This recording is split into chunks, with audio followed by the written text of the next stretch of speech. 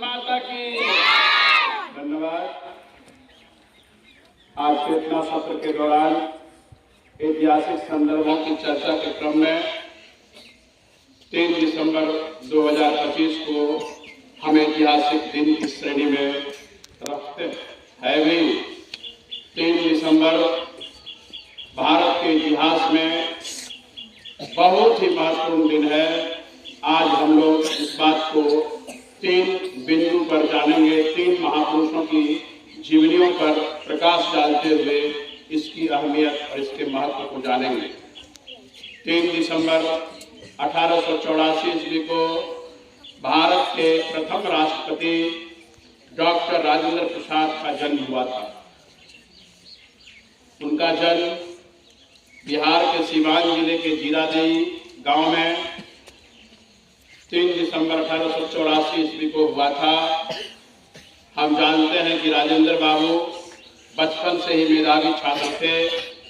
भारत के राष्ट्रीय आंदोलन में, आज़ादी की लड़ाई में उन्होंने बड़ी अहम भूमिका निभाई।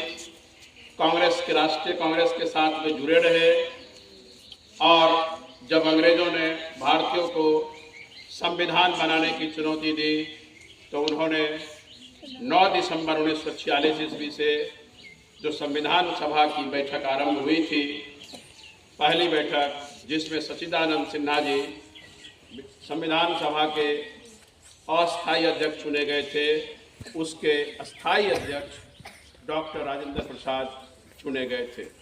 तो संविधान सभा के अस्थायी अध्यक्ष के रूप में डॉक्टर राजेंद्र बाबू हमारे देश के लिए संविधान रचना में उन्होंने अपनी अहम भूमिका निभाई। 26 नवंबर 1949 ईस्वी को हमारा संविधान बनकर तैयार हुआ था और जब इसे लागू किया गया 26 जनवरी 1950 ईस्वी को, यानी जब भारत गणतंत्र होता है, जब हमारा संविधान लागू होता है, तो भारतीय संविधान के सभा के अध्यक्ष के पश्चात ये भारतीय गणतंत्र के पहले राष्ट्रपति बनाए जाते थे। 26 जनवरी 1950 से लेकर के 1962 ईस्वी तक ये भारत के राष्ट्रपति रहे।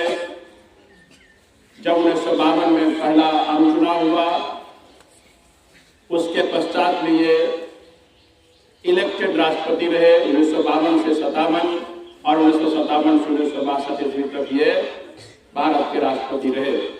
1963 ईस्वी की 28 फरवरी को इनका निधन हुआ और इन्हें भारत रत्न से सम्मानित किया गया था। आज अपने देश के प्रथम राष्ट्रपति डॉक्टर राजेंद्र प्रसाद जी को हम सभी याद करते हैं, उन्हें श्रद्धांजलि अर्पित करते हैं और भारत की आज़ादी की लड़ाई में उनके कृत्य के लिए, उनके महान योगदान के लिए उनके प्रति अपनी कृतज्ञता ज्ञापित करते हैं। राजेंद्र बाबू अमर रहे, डॉक्टर बाबू, राजेंद्र बाबू धन्यवाद। आज के दिन की दूसरी चर्चा है। आज ही के दिन भारत के महान क्रांतिकारी खुदीराम बोस का भी जन्म हुआ था। 3 दिसंबर 1889 ईस्वी को भारत के महान क्रांतिकारी खुदीराम बोस का जन्म बंगाल के मिदनापुर में हुआ था।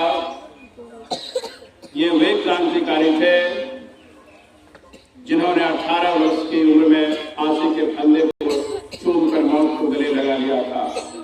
केवल 18 वर्ष की उम्र और अंग्रेजों से मिली मौत के बाद ये अमर हो गए। वही खुदीराम बोस जिन्होंने 1905 ईस्वी में भंग आंदोलन के पश्चात युगांतर पार्टी से स्वयं को जोड़ लिया था और उन दिनों बंगाल विभाजन के पश्चात जो अंग्रेजों ने डिवाइड एंड रूल की नीति अपनाई थी, उसके तहत इन्होंने अंग्रेजों के खिलाफ जो स्वदेशी आंदोलन था, विदेशी सामानों की होली जलाई जा रही थी, उसके साथ ये होली है। लेकिन बंगाल विभाजन के पश्चात उपजे रोष से ये भी बड़े दुखी थे और उस रूस में जब एक अंग्रेज जज जिनका नाम था डगलस किंग्सफोर्ड उस रूस में शामिल लोगों को विभिन्न तरह की सजाएं सुनाया करते थे, उन्हें पूरे मारने से लेकर के फांसी तक की सजा सुनाते थे, तो विभिन्न तरह की यातनापूर्ण और पीड़ादायी सजाएं सुनाने के कारण भारत की आज़ादी के दीवाने उनसे काफ़ी निराश थे, हताश थे और उनसे काफ़ी आक्रोशित रहा करते थे। डगलस किंग्सफोर्ड की इसी नीति और भारतीयों के लिए बुरी सजा सुनाए जाने के कारण, यातनापूर्ण सजाएं सुनाए जाने के कारण भारत की आज़ादी के दीवानों ने उसे जान से मारने की ठान ली। 30 अप्रैल 1908 ईस्वी को मुजफ्फरपुर में एक बग्घी से जा रहे अंग्रेजों के प्रति जब प्रफुल्ल चाकी और खुदीराम बोस ने उन पर बम चलाया, उन्होंने समझा था कि ये ही जज डगलस किंग्सफोर्ड हैं, लेकिन गलती से उसमें प्रिंगले कैनेडी की पत्नी और उनकी बेटी थी जिनकी हत्या हो गई। अंग्रेज खुदीराम बोस को पकड़ने के लिए कृत संकल्पित थे। भारत के ही कुछ मुखबिर, कुछ कायर लोग जो अंग्रेजों के साथ मिलकर खुदीराम बोस को गिरफ्तार करवा देते थे। जून 1908 ईस्वी में खुदीराम बोस को फांसी की सजा सुनाई जाती है और 11 अगस्त 1908 ईस्वी को खुदीराम बोस को फांसी पर लटका दिया जाता।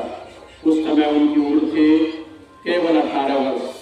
18 वर्ष की अवस्था में फांसी के फंदे पर झूल जाने वाले खुदीराम बोस जी का आज जन्मदिन है। पूरा भारत उनके प्रति कृतज्ञ है, उन्हें श्रद्धांजलि अर्पित करता है और उनकी शहादत को कभी बेकार न जाने देने की प्रतिज्ञा दोहराता है। डगलस किंग्सफोर्ड की हत्या के प्रयास के आरोप में जिनकी हत्या हुई थी, उस कारण से इन्हें मौत की सजा तो हो ही गई थी, लेकिन इनकी मौत के बाद जो रोष उगला था, कहा जाता है कि उनकी मौत के बाद जब बंगाल के युवा, भारत के युवा कपड़े जो पहना करते थे, धोती और कुर्ता, उसमें भी खुदीराम लिखा रहता था। यह उनके प्रति श्रद्धा और उनके प्रति लोगों के प्रेम प्रदर्शन का ही द्योतक था। उनका केस, उनके बारे में